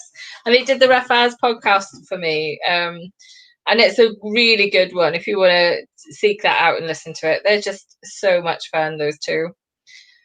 So yeah, because she was so nice, and I'm now so super paranoid about my internet. I'd rather say nothing than fuck it up. Oh, it wasn't so bad tonight, by the way. But every now and then we could hear you, but your face would be like and frozen for a bit. But I'm frozen. I just wish that my screen would show me what you saw. Do you know what I mean? If I could see myself like glitching on my TV or my computer screen, I'd be really aware of it. But in my land, everything's fine. Oh, it's all right. I mean, you know, people are still watching, so it's all good. Well, our guests for next week, I'm very, very... The guests for our next 2 weeks are so good. I mean, Esyllt is amazing, and we always have good guests, so we want to say a big thank you to everyone that comes on the show. But next week, we have, and I can't believe we have her, Susie Bennett. Yay! Right. Press the button. Susie, yay! She is brilliant. She's so naturally funny, this girl. I cannot wait. She's so funny. She's great. So don't miss this next week. Come back and listen to the chat with Susie. And I might have to crack out the B&M booze next week. I might have to give up my giving up of booze at the minute, and she's just so much fun. So yeah, looking forward to that. And now we have the review, our comedy review. Yay. Now, due to the fact it's BBC, I made the executive decision to not show a clip. Wise decision. Because... Do we have an intro for the comedy review? Have I done one yet? No. Nope. Right, I'll do one. Nope. We're getting there. We've only been doing this, 10 months? How long have we been here now? Six years now, isn't it? 6 years. It was 7 long years ago. We met in college, didn't we? This is a dystopian nightmare. Well, no, me in college. Right, so there we go. We press this button. I can do that. I can do that. Yay! You're so good. You do all the background stuff. I haven't got a clue. I did do the kitchen sink photo earlier. I was first in for the first time ever, I think. So it was cool. I know. I was like, oh. Oh, I thought I was going to get away with it. I thought I'm running late, but she won't know. Oh, she's here.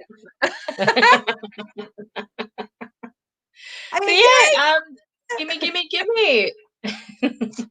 I suggested gimme, which means it is on you to go first. Go. Me? And yeah, if this is your first time watching us, in case you're like, oh, what is this all about? Every week we review a comedy, and we call it old and new comedy review, but we're just reviewing comedy all over the show now, and it could be a sitcom, could be stand-up, could be anything. This week it's Gimme.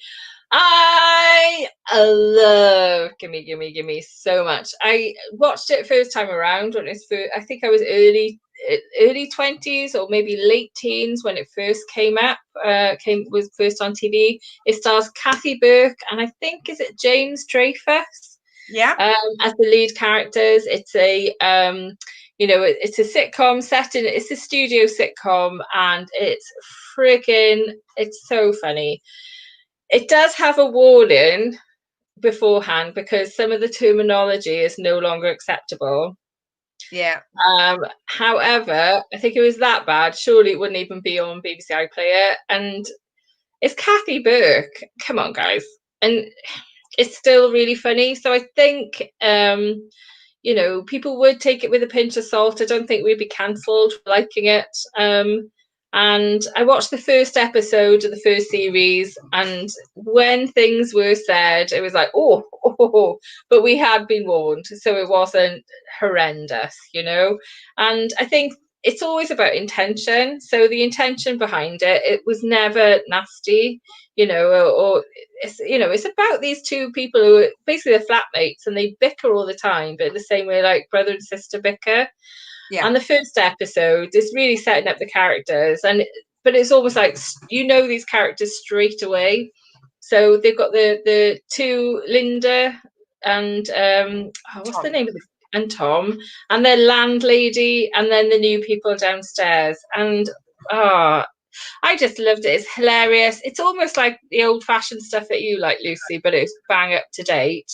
But yeah. Kathy Burke and James Drake, they just absolutely, Linda and Tom, they just absolutely make it for me. They make that sitcom. And I think it stands up far better than a lot of the, many sitcoms, really. I think it's right up there as some of the, yes, Rosalind Knight, who played Beryl.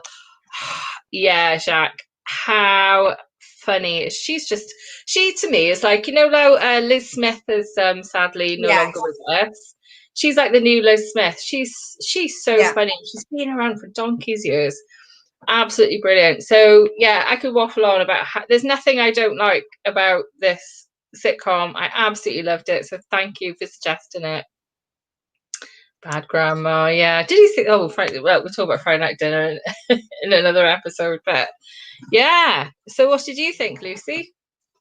Well, you during the first half hour, when we were just gabbing at each other, you actually mentioned a point I want to mention for this, and that is that as comedians, even if we aren't woke, we have to be aware of everything that could be woke. Because if you're going to make a joke that's edgy, you need to know it's edgy. And you need to know whether or not you can carry that joke or whether or not you're just punching at a stereotype or a gender or, just... And when I sat down and watched the first episode, even though I wasn't offended, there's certain words that came out and I went, ooh. Oh, I was like, what? You guys go, oh, wasn't expecting that. Yeah. I mean, it could say to you, we're going to say this word. We're going to say this word. You just fill a form and say, we're going to say this word. We're going to say this word. They say the word and you go, oh, I wasn't expecting that. Yeah. Doesn't it show how quickly things have changed? It's only 15 years old. Gimme. It's not even that old. Well, We'll check it now. It might be a bit longer than 15 years, but to have a whole language change. It's 1999 to 2001. Right, I have mentioned what my maths is like. So 21 years. Yeah. Take that, Dad. Yes, 1989. And this is something else we mentioned last week. Gimme was on in 1999 2001, which for the little people that are watching, the young'uns, okay, in these days, if you wanted to watch a program that was on Thursday at 9 p.m, what you had to do was be near a TV on a Thursday at 9 p.m.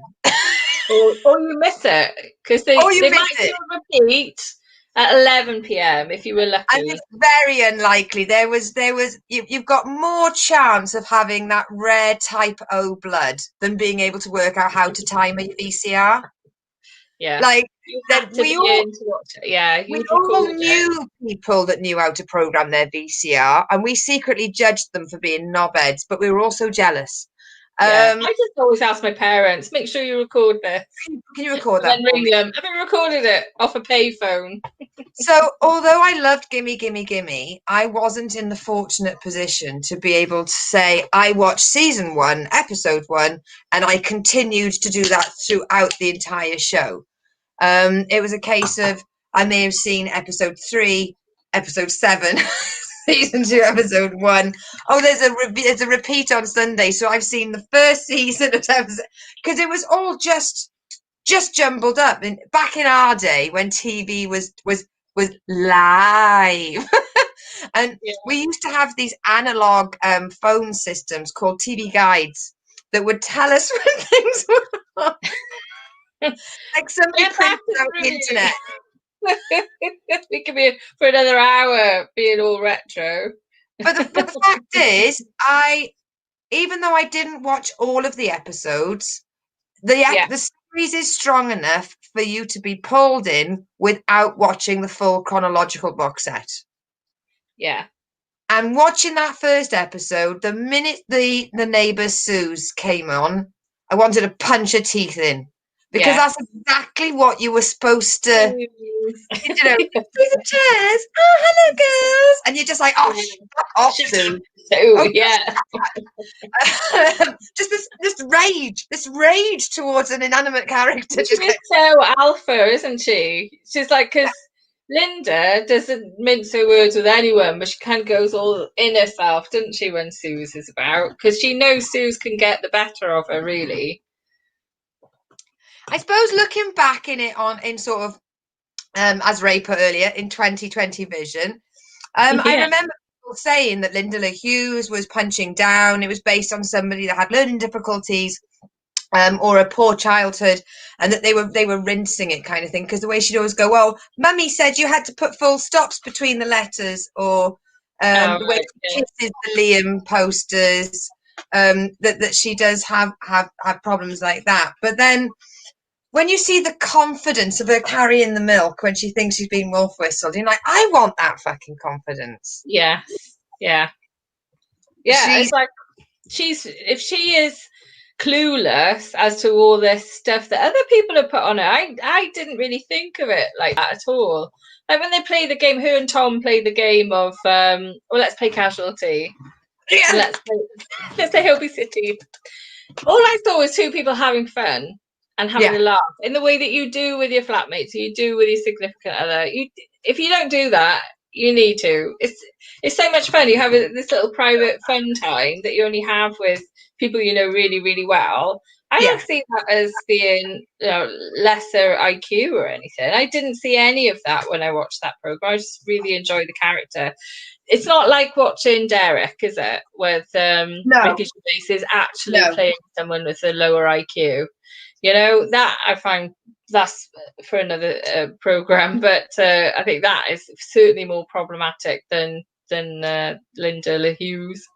Now, this is what really threw me for a 6, is that the fact that I read the following statement: that Gimme Gimme Gimme is based on the Mike Leigh play Abigail's Party. Shut up. No, it can't be. Who said that? Wikipedia. Oh. But no, a couple. I was looking up facts and trivia and who wrote it and da.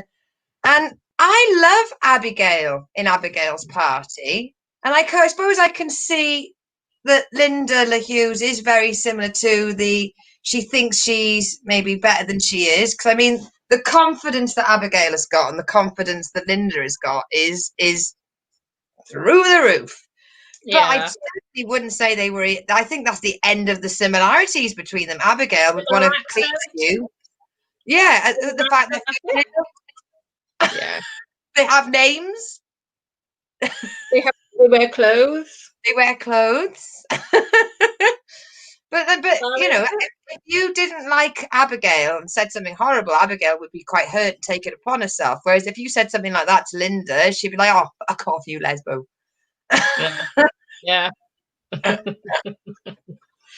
Yeah, we'll have to chat about Derek another time, but I've never seen it, and I hope I never have to. So I won't be suggesting it. I've seen outtakes, because if you watch the Afterlife outtakes, it automatically runs into Derek outtakes, and I that's my weak spot. Care homes and nursing homes. That's my weak spot. When I hear of anyone being bad inside one of those places, I'm like, I just think they should die then. It's a very, you know. Can you be clear who you think should die in a care home, please? Yeah, the people that rob them or abuse them. Or... Thank you. I just wanted to be clear. Yeah. Oh God,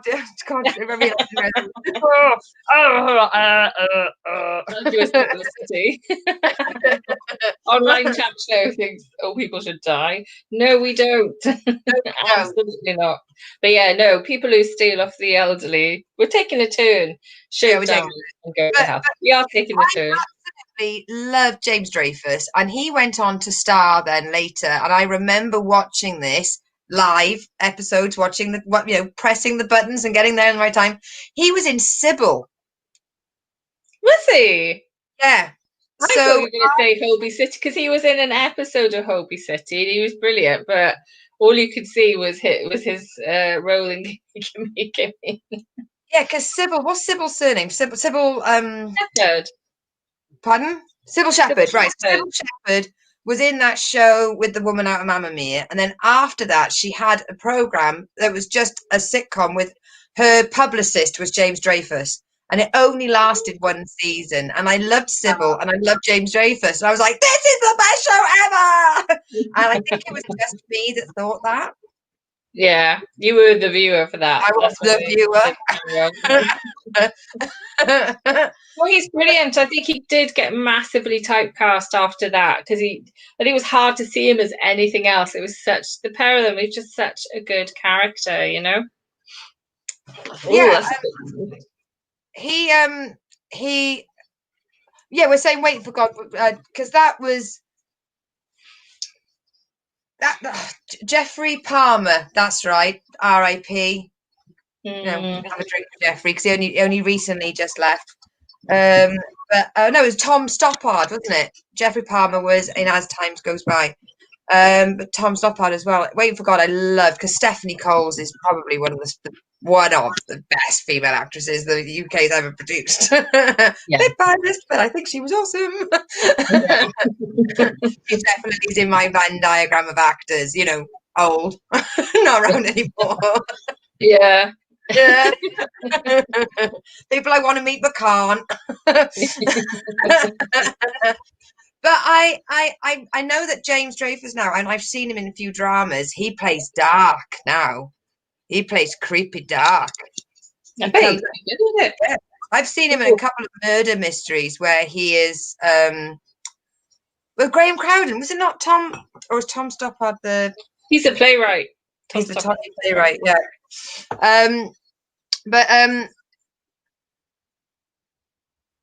That's right. So he's been playing really dark roles now, where he turns up and he's instantly the sinister person. So he has taken fucking decades to shake this off, stereotyping, right? Yeah. But then Kathy went on to do Waynette, a slob, and no one gave a shit. Yeah. And also, she played a serious role in one of the James Bond films. She was in Skyfall, I think it was. Real, tell me now if I'm wrong. Yeah. No, not James Bond. Sorry, Tinker Tailor Soldier Spy. Oh, right. I don't know though. I don't like role. But she can do it all, Kathy Burke. She is a chameleon. I think maybe it was because this is the first time I'd seen him in anything, but she'd already done loads of acting before that, you know. And she was in Nil by Mouth, which was a serious film. She just done so much stuff. Yeah. And she is a great actor, you know, is such a chameleon. So maybe that's, I don't know why he couldn't shake it, but he just couldn't for a while. But now Kathy doesn't really do much. She doesn't do acting anyway. I know she does some direction. I know she's had some sort of illness as well. She's getting over that. Listened to a couple of podcasts. She did a couple of episodes of the Adam Buxton podcast. Really interesting. So I check that out if you can. She's such an interesting person. I think maybe about March time, she was definitely on the last leg. She's done the last leg a couple of times. The Channel 4 show. Do you follow her on Twitter? I don't actually know, but I should do. I love her so much. She doesn't give it. I think that's why I love it. She does not give a shit. She's got no ego. She'll call anyone whatever she thinks, you know. She's just brilliant. She's hilarious. Right, so Hugh, who is our resident, we've got a couple of amazing names, can I just say, because we've got Hugh Janus, and we've also got a new person for Jack Mehoff. Is that also Hugh? Hugh, is that you also? We've got two now. They're also friends with Jacques Mehoff. Is good friends with Drew Peacock. Not Chris Peacock. No.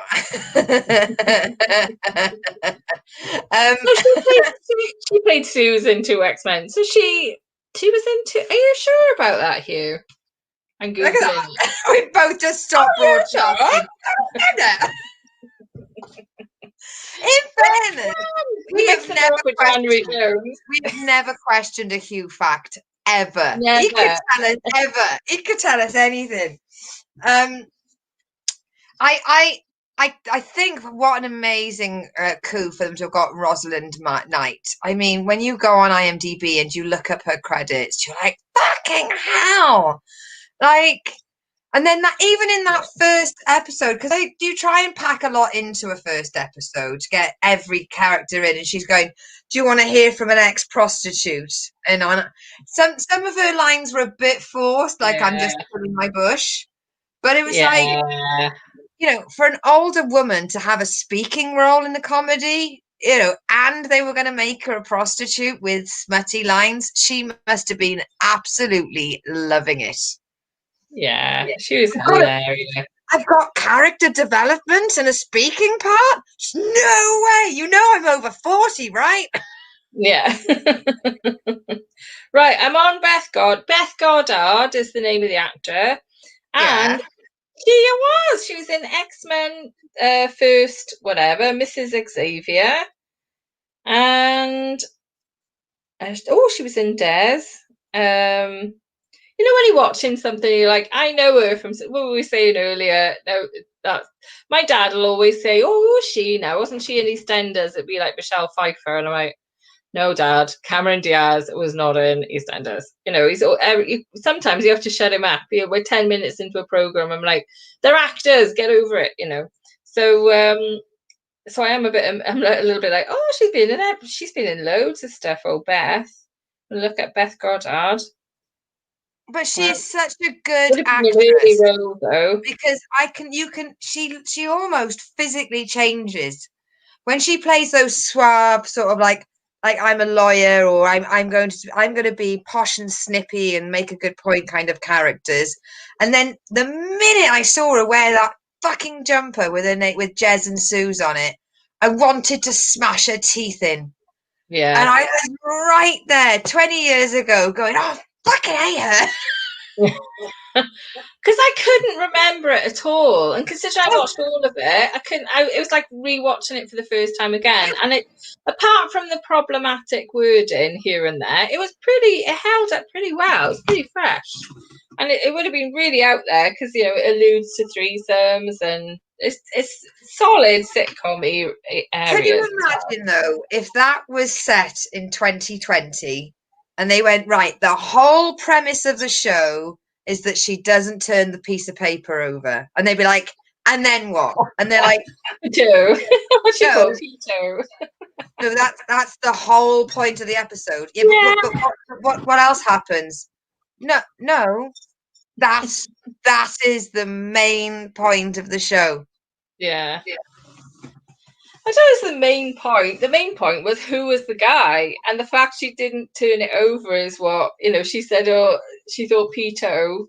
Yeah, was the name of suave Spanish dude. It was funny, really funny. Right, so I think we've exhausted that topic. Mm-hmm. And it's my turn. Okay, Kathy Burke is still working. Quick last message. She's in an animated show with Andrew Scott, Moriarty from Sherlock, and the Hot Bitter from Fleabag, called School of Rose. Ooh, I'll have to check that out. Check it out. I can just imagine her saying, "Oh yeah, I prefer animated because I haven't got to get dressed special or anything." Right, love, go in, do half an hour, and that's me sorted for 3 months. Oh, I've got fucking bored. Go to makeup and wardrobe. School of Rock. I've not heard of that. We'll have to look that up. Do you know what channel it's on, Ray? Please. So drum roll, please. My choice. Right, have you got Netflix, Lucy? I do, Sarah. I always ask this, but I just double check. Okay.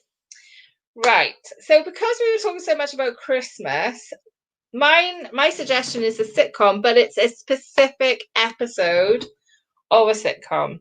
So the sitcom is one of my personal favorites, but it's called Community. Oh, I was waiting for this to turn up. And the episode I would like you to watch is season 2, episode 11, Our Bed's Uncontrollable Christmas. So many people have recommended Community to me, and I have to be honest, I couldn't cope with. I was watching Brooklyn 99 or 99, and I genuinely thought I was trapped in a vortex of 11 years. There are so many fucking seasons and episodes. I was like, I can't start Community whilst I've still got in Brooklyn 99 going on. Yeah. And I thought you've mentioned it so many times. I was going to wait for it to come on the review. So this is my Christmas present. I've been waiting all year for you to mention this. So there we go. Yeah. So it's Community and season 2, episode 11, Our Bed's Uncontrollable Christmas. It's a doozy. Yay! Okay, so that's it for this week. Thank you so much for joining us. Next week, we've got the fantastic Susie Bennett. Absolutely can't wait. In the meantime, I hope you're all very safe out there. Keep washing your hands. Stay away from the lampposts. I'd like to say thank you very much to being a wonderful co-host, and I just enjoyed the week. And I also want to say thank you very much to everybody that listens and everyone that tunes in. And if you have a spare moment and a spare £3, if you can go on jokepit.com, type into the A to Z kitchen sink, and you can buy us a cuppa, and all that money goes towards our tech fees. So please, please, please don't think we squander it on, cats and gin. That's why I have a job for those things. Yeah. We'd love to squander it on cats and gin, but I know. Good night, everyone. Thank you. Thanks for listening. Thanks, Lucy. Yeah, and I need to press the outro. Outro. Well, that was the kitchen sink. Did we make you laugh? Did we make you think? You can now go to the loo. You can treat yourself to that great big poo. And we will see you next week. Yeah!